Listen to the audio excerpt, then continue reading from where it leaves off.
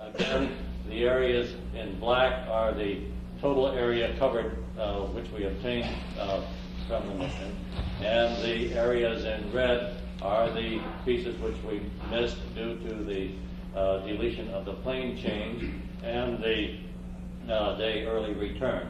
This little piece down here was a oblique pass which we had planned with the pan camera.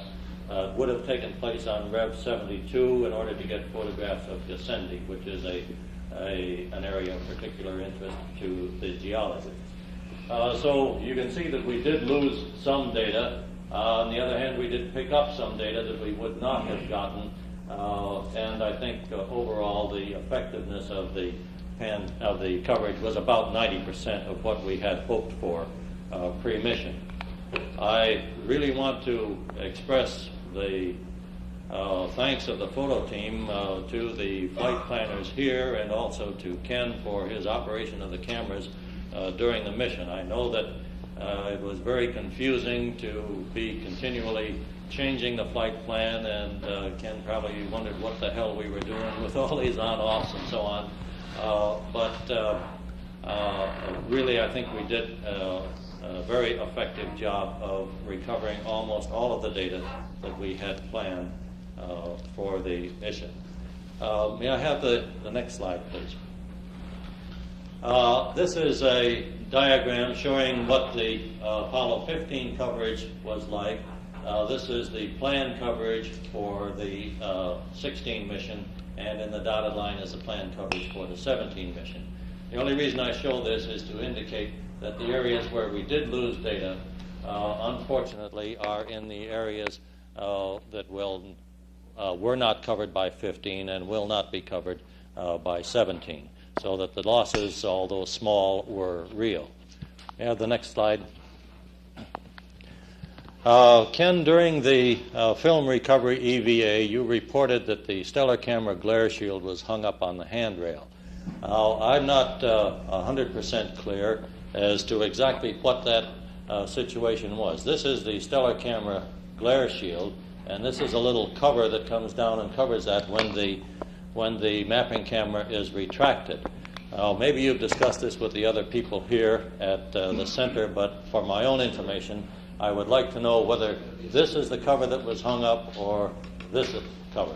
Both of them. The shield at the forward end, that one. This one? No, the first one you looked at, yeah. That was sticking up. That was sticking up, Yeah, but the tip out here was mashed against the handrail.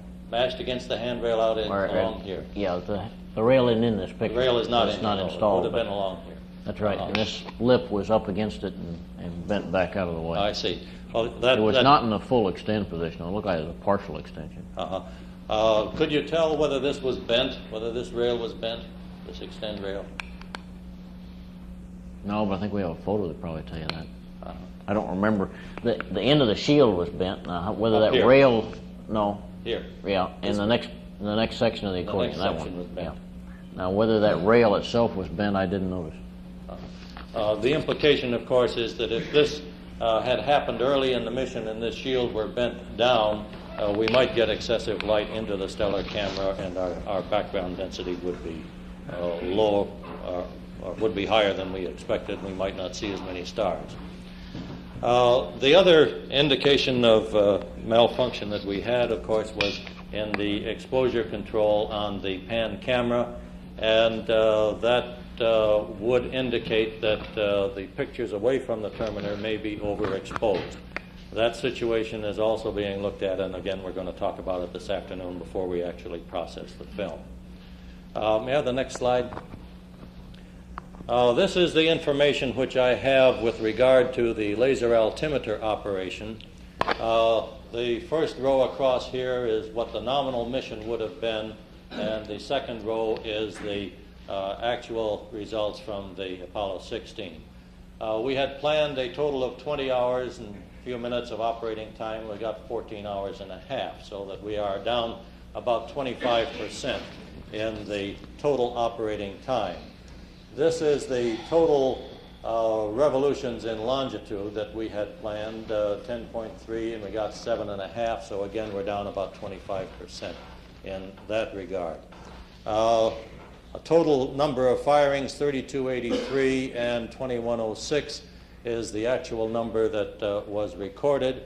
So we are down nearly 30% in the total number of firings. Also, the number of valid elevation readings that we got was appreciably less than the total number of firings. So that the actual mission in terms of altimeter observations gave us a little bit less than half of what we had actually planned. That's really not as serious a shortfall as it sounds just from the numbers, because the readings were quite well distributed throughout the mission. The general operation that we saw on the altimeter, the first several revs were completely nominal. All of the elevation readings were valid. Then it began to fall off about 75%, 65%, and down to about 60%, except on the last data pass on Rev 62, where it was only about 10% effective. Generally, what we seem to observe is that there would be one good shot, then one bad shot, then one good, one bad, and then maybe several good ones in a row. We can talk about the reason for that, but that's more appropriately covered in the systems review tomorrow. The effect that it will have on the data is simply to give us a larger spacing between data points. So far as its effect on the reduction of the photography is concerned, that's absolutely inconsequential. So far as its effect on the correlation between the tracking and gravity data and the profiles, it's a little bit more of concern. They do have a little bit more smoothing to do between the data points that they got, but essentially I don't think that it really hurts us so far as the scientific return from the mission is concerned. I would like to say just a word or so about the utilization of the photography. It has been proceeding much more slowly than I had anticipated in reducing the pictures from Apollo 15. However, the work which is being done by the ACIC in St. Louis is indicating that the photographic reduction will provide positional coordinates of features on the lunar surface with the accuracy of 10 to 12 meters in position and in elevation. And that seems to coincide very well with what we had predicted pre-mission. So we are quite confident that we're getting very good information from the pictures in that regard. The tracking data generally is consistent within an orbital pass, but we do find discrepancies of up to a kilometer between adjacent photographic passes, so that the reduction of the photographs is giving us a much better tie between orbital passes than we get from the tracking data itself. Consequently, we do expect eventually to come up with an internally consistent coordinate system, reference system, figure of the moon, with an accuracy on the order of 12 to 15 meters. That's highly gratifying to me. So far as the pan camera utilization is concerned, there have been some map compilations done. The indicated precision of those is on the order of 3 meters, which again is about what we had expected. But that is a precision and not an accuracy number because of the geometric problems with the pan camera photography.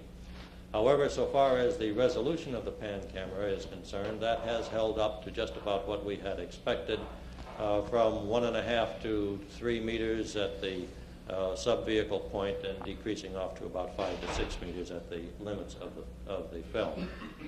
So far as our indications at the moment are that the results from 16 are quite satisfactory.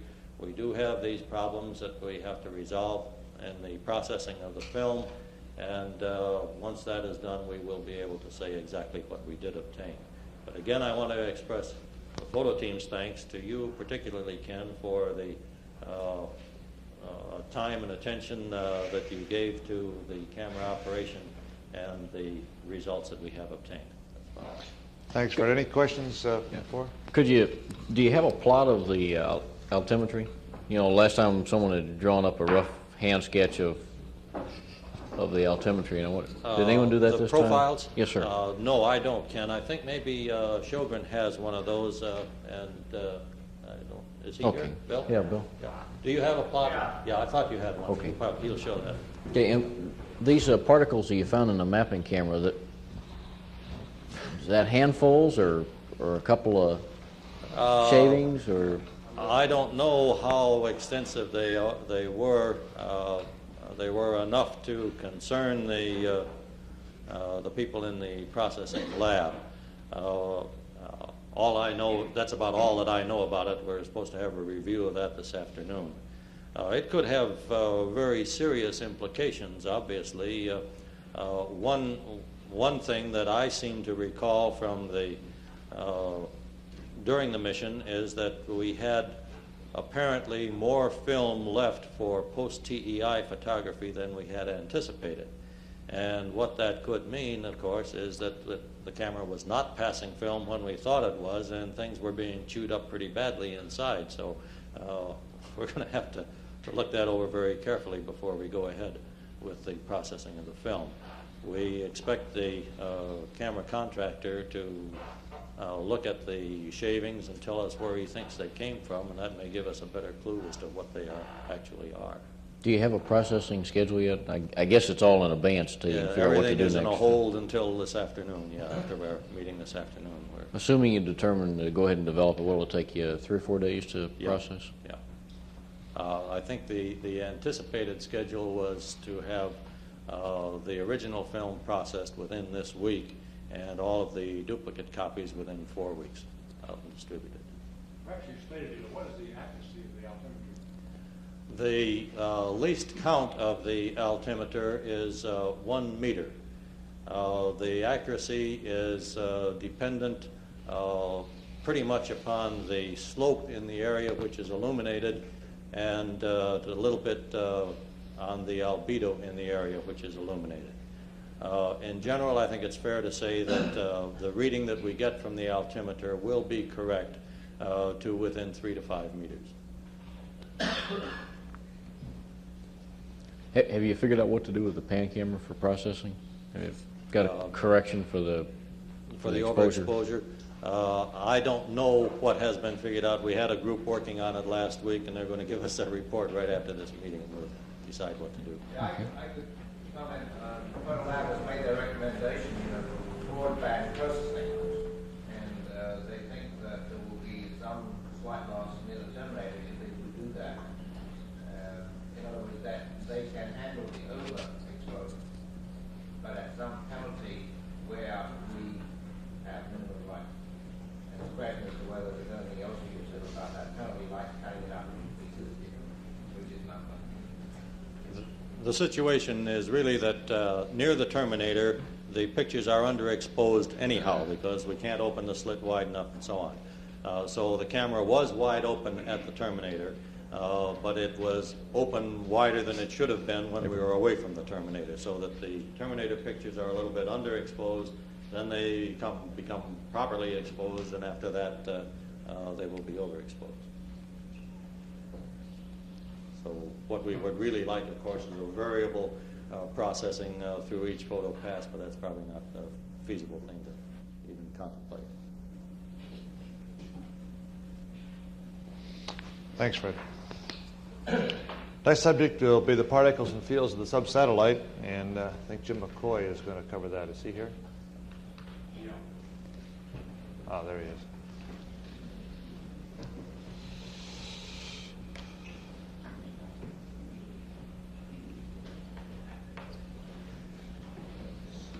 We got a mic right over there. Do we have anything at all?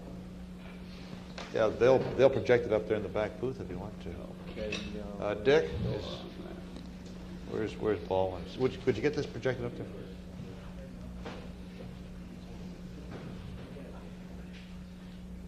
I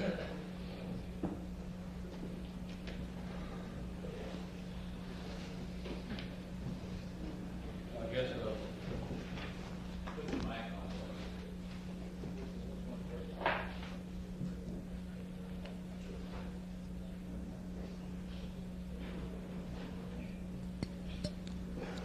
Okay, can you hear me okay? Okay, yes, quickly, the subsatellite was deployed successfully. Our spin rate was nominal, about 5.5 second spin period. We want 5 plus or minus a couple. The attitude was good. According to preliminary indications from the sun sensor, we have a couple of degrees tip off from the ecliptic, which is well within the limits we needed. The operation of all of the electrostatic analyzers and both solid-state telescopes is good.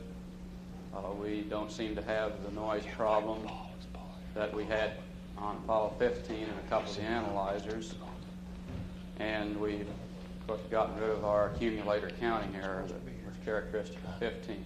It's given us some problems in our data analysis now from that satellite. The quick look results on our first magnetotail pass indicated again the presence of these unexpected, rather high fluxes of low energy protons, which have also been seen now with a new IMP Series I satellite, Experiment 2. And on this magnetotail pass, we appear to have the remnants of a small solar event in the form of some high-energy solar cosmic ray electrons and protons around, which should prove interesting for our shadow interpretation, particularly on electric fields in the magnetotail. Beyond that, if they have those slides there, I'd like to briefly describe some of the results we got from Apollo 15, which would hope to be similar to this one. Our primary experiment was to examine particle shadow configurations in the magnetotail. That'd be while we're passing through this region back here where we are in the Earth's magnetic field, and use that to examine the question of openness and access through the magnetotail to the magnetic field lines and ultimately to the Van Allen belts, where theory generally holds that the Van Allen radiation must somehow come in and then be trapped and accelerated. The degree of connection back here with the interplanetary field has been in quite a bit of question. And briefly stated, the Apollo 15 results indicate pretty clearly that at least most of the time at the latitudes where we passed through the tail, of course we only have a couple of passes, that these field lines are in fact open out here, connect directly into the interplanetary field, and have direct access of solar cosmic ray particles. We have also observed the existence of a plasma sheet which is known to form in closer to the Earth to extend out to the moon's distance. And on at least a couple of occasions we have observed cross-tail electric fields, which are important to theoretical models accounting for aurora and for acceleration of particles into the radiation belts. An unexpected observation, which we found interesting, was 30 keV or thereabouts protons in very large numbers, which we observed quite frequently back in the magnetotail and also have observed outside the magnetotail in very similar fluxes. Our first feeling was that these must also be some component of the solar cosmic ray proton spectrum. They're, of course, very low energy, would be stopped by even the thinnest piece of material. But the numbers of them and the consistency of their flux densities make them very attractive as probably being quite indicative of the source that they come from and the mechanism bringing them. Further examination, however, of the locations where we see them and of the almost constant intensities that we see almost force us to the conclusions that they must somehow be protons from the outer Van Allen belt region here, which are somehow coming loose from the Earth's field and moving outward, and then getting onto the interplanetary fields, and then moving out to where we see them in perhaps a inverse process of the postulated process where we bring solar cosmic ray particles in from the sun to populate the Van Allen belts initially. We're anxiously awaiting getting our data and now our computer programs at Berkeley in shape where we can examine this in detail. We've unfortunately been delayed in that. If I have the next slide, I'll show you one orbit of data from the telescopes when these very steady fluxes of protons were present. And during this period, and actually for a period of a couple of orbits earlier, these fluxes were almost constant. There is some changing here. There is a very, very slight shadowing of protons, not very much at all. This is motion electron phenomena. But then these particles essentially turn off as though somebody closed a valve. And this is characteristic of the way they behave. When they appear, they're suddenly there, and when they disappear, they're gone just as fast. And we're very hopeful that we'll be able to make some sense out of what turns these things on and off and determine where they're coming from and what the mechanism is, in presumably now in the magnetosphere.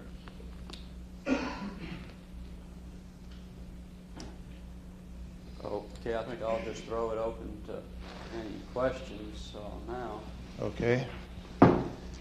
What is the lifetime estimate of the 16? Wish you hadn't brought that up. The gonna next be very speaker short. will get that for us. We had been very hopeful of getting another dozen or a couple of dozen magnetotail passes out of this satellite since it works so beautifully. And I think we're going to cover that. Yeah. Chris said it was going to stay up there forever, so it better. well, if it doesn't crash, we hope it will. Then the world's going to come to an end pretty shortly, I'm afraid. We'll see. Any questions about particles and fields? Okay, let's continue on with subsatellite and get on the Oh, we didn't say anything about it. I assume that our satellite is sending out good data. Is batteries are mention charging that. okay and everything? It's not running into the problem that the 15 guys had, or was that normal for the... Seems to be a little bit better battery charge. Yeah, the machine is working, Okay, and all the detectors are operating. as far as we know, yeah. It's just that it's got a short lifetime. Okay, let's see. I think Larry Sharp is going to take Coleman's place, right? Okay. Magnetometer. The objectives of the magnetometer experiment are essentially threefold. First is to measure and map the remnant magnetism on the lunar surface. Second is to map the electrical conductivity of the lunar interior. And finally, study the various aspects of the moon's interaction with fields and particles in its environment. The wide scope of these objectives is made possible by the geometry of the moon's orbit as it passes through three fundamentally different regions of space. For example, to get the spatial variations of remnant magnetism on the lunar surface, one must be in the geomagnetic tail, where the temporal variations are almost absent in the magnetic field. Very steady situation. The initial orbit of the subsatellite was somewhat lower than Apollo 15, and the inclination about 11 degrees instead of 28. And I'd like to show you the predictions of the orbit. Wait a minute. On the backside. Backside of it.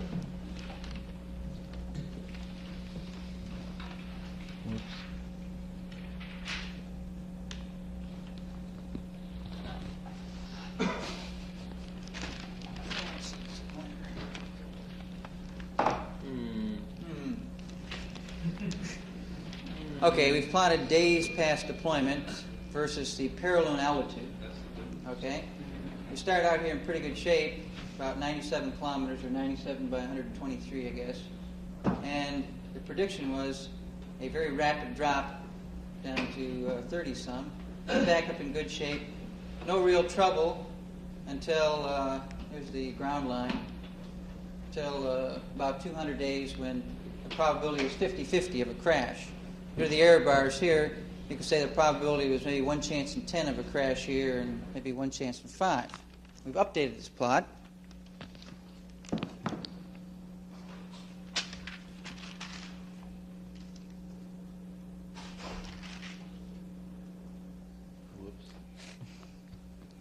And the odds have changed considerably. This was the prediction. Notice the time scale has been expanded greatly. These are hours now instead of days. Here was the initial prediction at 37 kilometers, and here are the actual data points. This one was taken this morning, around in here, and if you can extrapolate by eye, it looks like we have about 4 days left. I guess Bill Sogren's taking 50-50 odds that it'll crash if anyone's in a betting mood. It's possible that we'll skim the surface and come back out. But even if we make it through this one, that next dip is going to probably finish us off, which is Just most out of unfortunate. curiosity, might be out of your field, but how come our prediction didn't match the actuality? I mean, we. You gonna cover We that? have a gravity experiment. We don't know the gravity field that well, and that's the business of this sub-satellite initially, to determine the gravity field. You're going to cover that, though, I think. Right. Okay. And we've been screaming like heck about these pads that I know Bill Wallenhoff here at MSC has tried to drive that point home so many times. I think we're really seeing it come. Man. Just goes to show you can't redo 6 months of planning in 2 days. Well, in any event, we have 1 month's worth of good data, which we'll add to our Apollo 15 results. And to get some idea of what we're doing with this data, I'd like to show the first slide, which represents an average of 17 different orbits taken when the moon was in the Earth's magnetotail. And we've plotted the moon's longitude along the horizontal and the magnetic field in gammas along the vertical. These numbers are representative of the Earth's tail field, and of course if you subtract out an average value, this residual would represent the lunar surface field. And of course the big result is this really huge magnetic dip going over the Van de Graaff crater, or a region right near the Van de Graaff crater. Also, the other initial result we got out of 15 data was that most of the dips in the magnetic field seem to be clearly associated with craters lying within a few degrees of the ground track defined by the orbit of the subsatellite. We've numbered the 7 most obvious local minima and named five of them with associated craters. Now, initial results from Apollo 16 show the same type of structure, although we don't see anything as big as Van de Graaff. We do go over Korolev again. That's where the orbits intersect when we're in the tail. And we see a few other Hertzsprung and Pavlov type bumps. One is with a little tiny crater called Stein, and one near Mendeleev. Now, if you repeat this procedure several times with different lunations, so you cover different tracks over the moon, and this allows a contour map to be made. So if I could have the next slide. This shows the ground track from where we found the anomaly. Here's one over Hertzsprung, Korolev. Here's Van de Graaff. You can see we went right close to the northern border. Pavlov, and 1 over Milne. So it was a pretty good one-to-one correspondence with large craters. The initial 11 orbit, of course, is much nearer the equator. The inclination goes up to plus or minus 11. So we saw one over Korolev, and Stein crater is located right about here. It's not too big. Okay, the next map shows a compilation of a lot of these linear profiles, next slide, into a contour map. It's a little hard to read the contours. You can see this big black blotch here is a result of contours stacked on top of each other near this Van de Graaff anomaly. You can see the numbers are hard to make out. You can see the structure over Korolev, a hint of some structure over Hertzsprung, and the Southern Sea over here is actually an enhancement, sticking out of the moon, so to speak. You can see Milne shows a definite structure. Now the Apollo 16 results should enable us to expand this map. We'll get better resolution throughout this area and be able to extend it along in here. We'll probably still have a gap down in this region. Harry, can you give some idea of the gradient you're measuring there? Oh, yes. Okay. The numbers presented on the chart, if you can see them, are measured in tenths of gamma at an altitude of 100 kilometers. So, for example, a good representative value is about 30, and the 0 we've arbitrarily chosen at the bottom of the Van de Graaff dip, since this is the lowest value of magnetism we observe. We just called it 0 and scaled everything relative to it. So, if you're at 100 kilometers, you'll see a 3 gamma dip going over Van de Graaff on the average. Well, we were fortunate. Also, the near side of the moon. Does the gravity profile have any? Can you correlate? I've looked at the gravity profile, and it doesn't seem to correlate at all. We don't have Actually, a the gravity laser data profile correlates here. better with. You don't. There's no gravity on the backside. Okay, but on the front side, Understand. it correlates pretty well with the laser data, which shows a great big hole here in the backside of the moon around Van de Graaff, and that's where we get our big hole. But I can't see any scientific justification for connecting the two results. I will add, they remind you the gamma ray. Yes, that's true. Secondary peak is also at Van de Graaff. I don't know what it means. Could be an alien star base or something. I don't know. Anyway, the next slide shows the front side of the moon, and it's upside down. The thing to contrast is the much smoother nature. Could we do a 180 on the slide, please?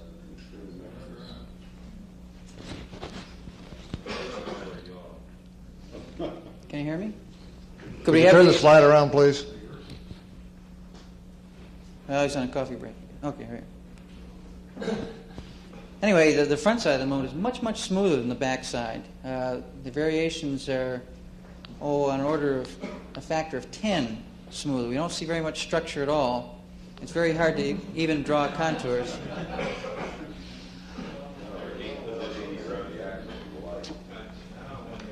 Can you sort out the differences in that and the effects of running through the Earth's magnetic field effects?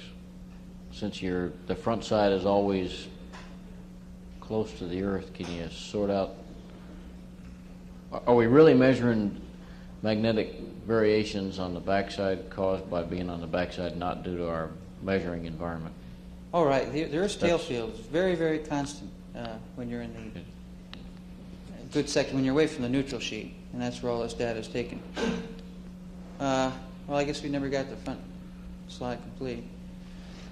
Okay, this is a blow-up of the Van de Graaff region in an attempt to pinpoint the exact source of this large anomaly. We kind of suspected it was over the crater itself, since we had always put forth a theory that what we were actually observing in these dips was some sort of a meteorite impact that caused a rather uniformly magnetized crust to suddenly have holes in it, and we're seeing the equivalent dipole of what was left over, and this kind of shoots holes in the theory. We see this is the BX component, which is the radial component, and a plus number indicates a value sticking into the moon. So you see this rather large hole here magnetically in between two craters, and if you look at various models of double dipoles and stuff, it just doesn't quite fit. The other components B sub y and B sub z show that it can't be one of these angling dipoles from the crater. And presently we're now conducting the same sort of studies over the rest of the anomalies to see if it checks out. I've just yesterday completed the one over Korolev, and that one is right in the middle of the crater, which is promising for this shock demagnetization theory. How much validity do we have in the ground track data? What's that? How much validity? How much validity do we have in the ephemeris? I understand there's no chance that we could be off by. Never. They might be off a kilometer or two, like Kilometer Fred or two. said. But now you're talking about the 5 degrees there. That's 150 kilometers. So it doesn't seem much chance. We'll get maybe one more as the subsatellite comes crashing down on the moon. The last 10 kilometers should give us a good swath of data, which will give us another high-resolution plot like this. But other than that, we're kind of out of luck. Okay, I think I'll... Okay, thank you. Question? Okay. There's the front side of the moon. Okay, and our coverage from Apollo 11 will extend. Yeah, I believe this is the equator across here.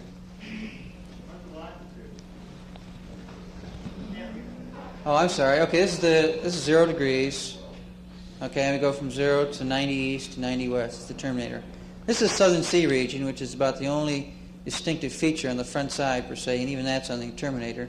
And again, these are relatively high values of magnetic field sticking out of the moon. So you might say that the southern sea is a highly magnetized region. Notice the 16 site is out of our coverage, as were all the Apollo landing sites. You have about 3 gamma delta on the backside. What do you see on the front side as far as Well, most of these values are about 30, 28, 27, which means they're all 3 gamma higher than that 0 at Van de Graaff. So I would say the maximum plus or minus is about a half a gamma on the whole front side. Why do your anomalies elongate parallel to the track? This is a function of not having quite enough data. Instead of making physical-looking contours, we drew actual contours with the data. And obviously, if there's a little bit of offset from one orbit to the next, it's going to result in elongated contours. If we fixed this up and made some intelligent-looking guesses, they would be much more circular. Do you have data on the Apollo 12 and the 15 and the 16 surface that data? Yes, with 12, 14, 15, yes. So how do you correlate with the information on the surface? Well, you see, the surface data deals with much smaller scale size phenomena. And so there's really no one-to-one correlation.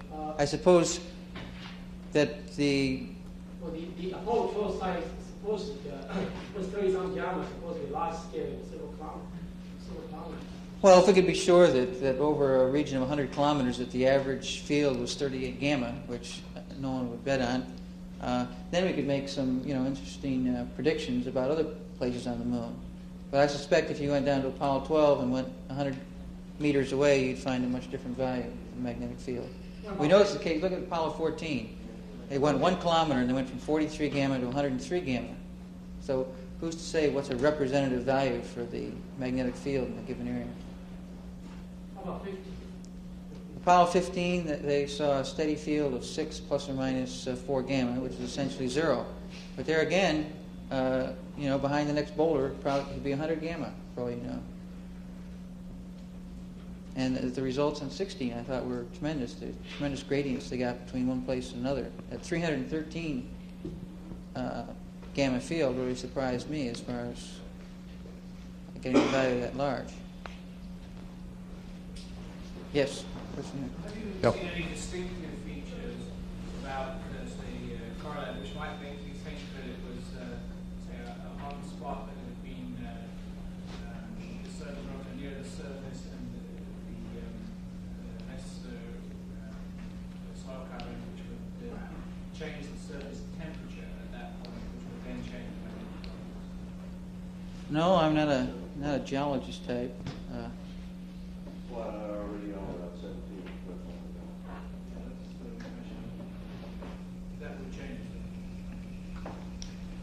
It would seem to me that the younger a crater was, the more chance it would have to produce a good, clean-cut signature on the magnetic field data. Any?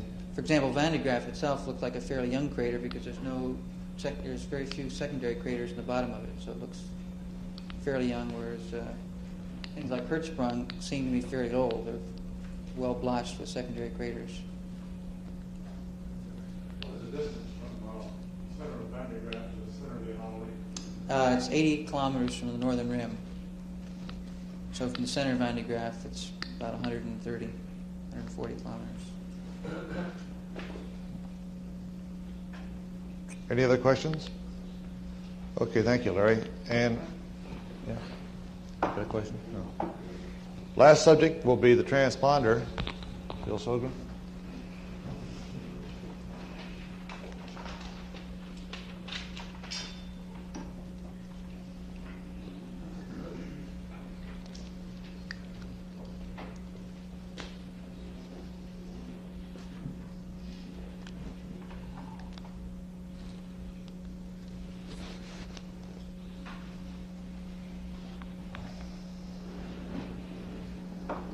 This is a gravity experiment, and we monitor the gravity by just monitoring the velocity of the spacecraft, or the LEM, or the subsatellite.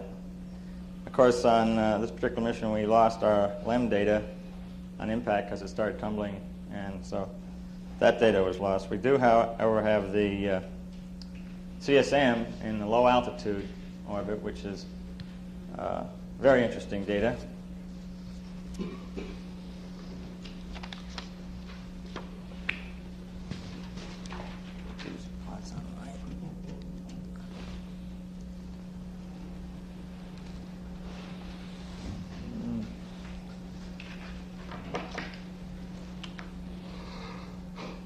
Here's the orbital track, and hopefully I can get this aligned. Not like that. This profile just below it is the gravity anomaly that was detected. This line right here represents zero gravity center, isostatic equilibrium, and anything below it, of course, that'd be negative gravity deviations. Here we are at Ptolemais going essentially over the center with the track, and we can see the large negative anomaly again, almost 100 milligals. Here we see some Highland material where we have a positive. Then we drop down into a relative low in between these two old craters, Hipparchus and Albategnius, and then a high in here. At this point, there's the Descartes, the landing site, and we're actually at about a 50 milligal negative anomaly in that region. There's some nice correlations here with the laser altimetry measurements. I'll show them in the next profile. But this is continuous. I've just taken one small section here. We have this thing from limb to limb, so about 110 longitude plus to 110 minus. And essentially 3 revs, from Rev 3 through Rev 11. That's 8 revs. 8 revs of data that were pretty good, and then they started their station keeping, and the data kind of got garbaged up a lot with all the maneuvering that was going on. Let me point out one kind of interesting thing here. Notice that Ptolemais here has an anomaly much lower than Nubium, although Nubium, which is this region right in here, this Mare Nubium right in here, is still at about minus 50 milligals.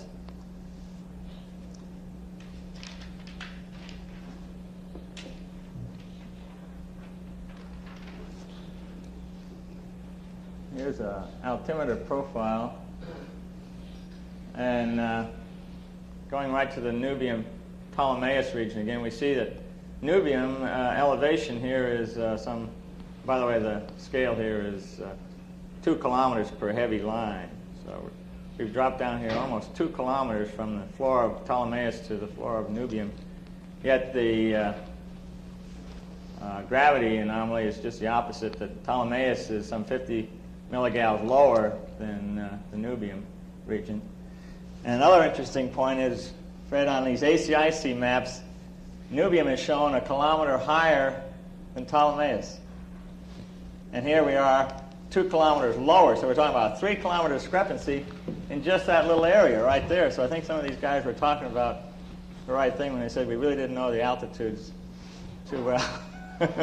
I think that shows up quite dramatically when you look at the low sun angle view as you approach the terminator. The things that were in Nubium didn't show up until significantly after we anticipated. We missed our times on those things a great deal, and that could only be called by having a discrepancy in our relative heights. Yeah, this is not just, this is Rev 28. We've looked at, there are 5 real good laser tracking passes over this region, and we've looked at 3 of them, and all 3 show the same consistency of the drop there. Other interesting thing here, Procularum, Tranquillitatis, Fecunditatis are all seem to be about on the same level. Smithii, again, being a low about 4.5 kilometers. That was the same thing on Apollo 15 when we passed over it. It was some 4.5 kilometers below as mean radius here. And we're still referencing this to a 1738, well, 0.1 radius off the CG. If you take this stuff and start fitting it to an optical center with a CG offset, that you do indeed get the 2 kilometer shift again of the CG being closer to the Earth by some 2 kilometers. Let's say that Tranquility is about 2.5 kilometers lower than Descartes. That's right. Yeah, here's the landing site right in here. And this is, we had a negative gravity anomaly in here. Well, kind of according to this, maybe that's the situation because it looks like a topographic lobe. Yeah.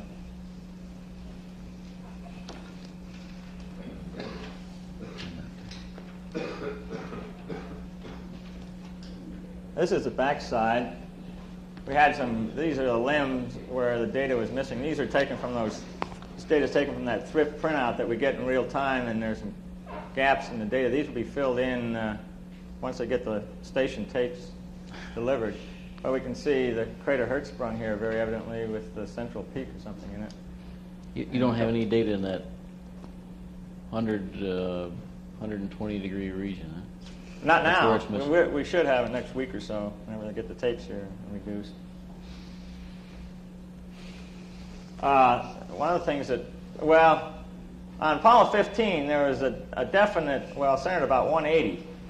There was a definite big trough in here, which went down about some 4.5 kilometers. It was very jagged, but it was centered just about here. And on Apollo 16 now, we do not really see that. We see this Highland material here, which we had on 15. That started about in here and showed a marked high region in there, and this is holding on 16 also. So this is kind of consistent with 15. Here's another. This is orbit 38 on the back side. I'll just kind of lay it there to show you some of the consistency. This is 10 orbits later, and the profile is almost there, Smithii, and oh, here we have some data in that.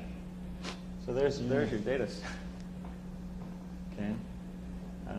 Were you looking for some particular Yeah, I was feature looking right in for here? something around 105. 105.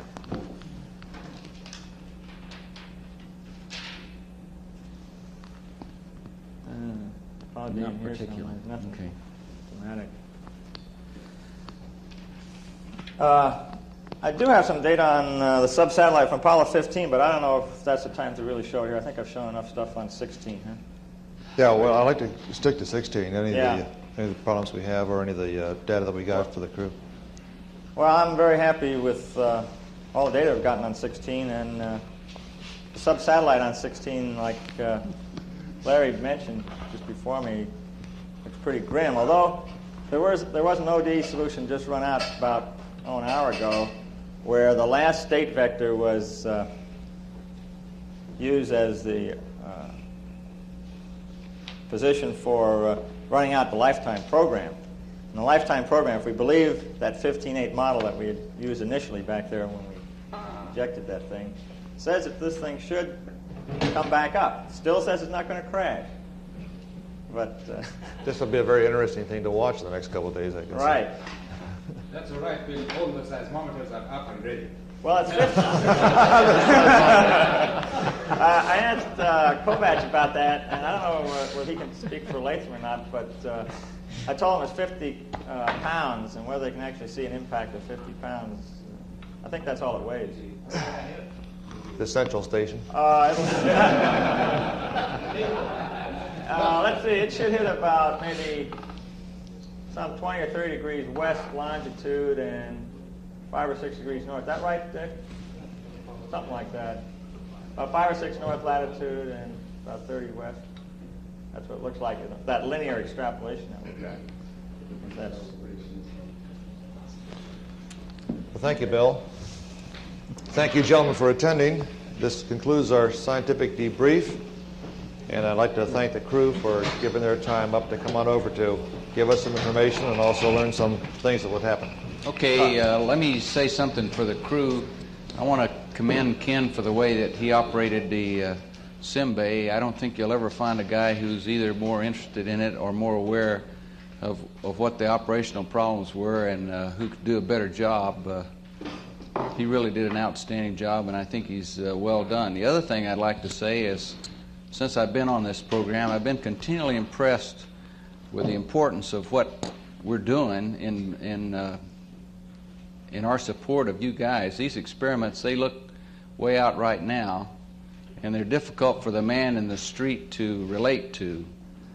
But my feeling is, from some of the things I've seen here and from the thrust of science and technology in this country, that in our lifetime, and I won't want to say when, but I imagine it's going to be a damn sight sooner than anybody even here in this room can imagine. There are going to be practical applications of some of these discoveries that have been made that will affect every one of us.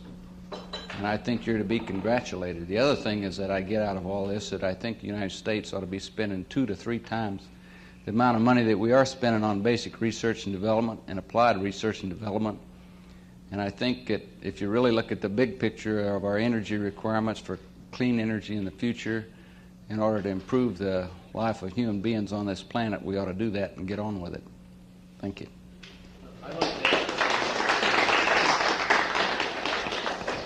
During the next couple of months, we'll probably have an opportunity to talk to a lot of people that help to have some influence or shape the pattern of our program and related programs. And I would appreciate it very much, I'm sure we all could use the data, as you find out things. We realize that you have preliminary data today, and a lot of the things are only hints and suggestions of things to come. I would personally appreciate it very much if you give us a call periodically and tell us what you found. It's too easy for us to go through here and at the end of a week or so walk off and never really know what happened and never know what kind of data came out. And I think that makes us very poor salesmen. I think you could help us do the job to kind of feed back the quality of the data that you've been getting. If you could keep us informed, and please don't ever feel like you're interfering with our operation, or don't be inhibited to call us. If we can't come to the phone and take the data or talk to you about it, the secretary will take the number. We'll be glad to call you back. And if there's any time when you have some question about the data, it doesn't matter how trivial it may seem to you. If you want to look at some data and you're curious to know whether we'd ever seen a particular observation or whether the spacecraft was moving at the time your data was taken, or I don't care how far out it might seem to you, questions are pretty cheap, and not asking questions can be very expensive. And so please feel like our job isn't finished until you guys have all the information you can use. And I would like for you to feel like you can call any time. Thank you very much. I'd like to say, give you my thanks also. I was very pleased with the way all the gear worked, especially my part on the lunar surface and the part I saw of Ken in orbit. It was just a real pleasure to have him placed all this stuff for all you people, and glad it's working so well.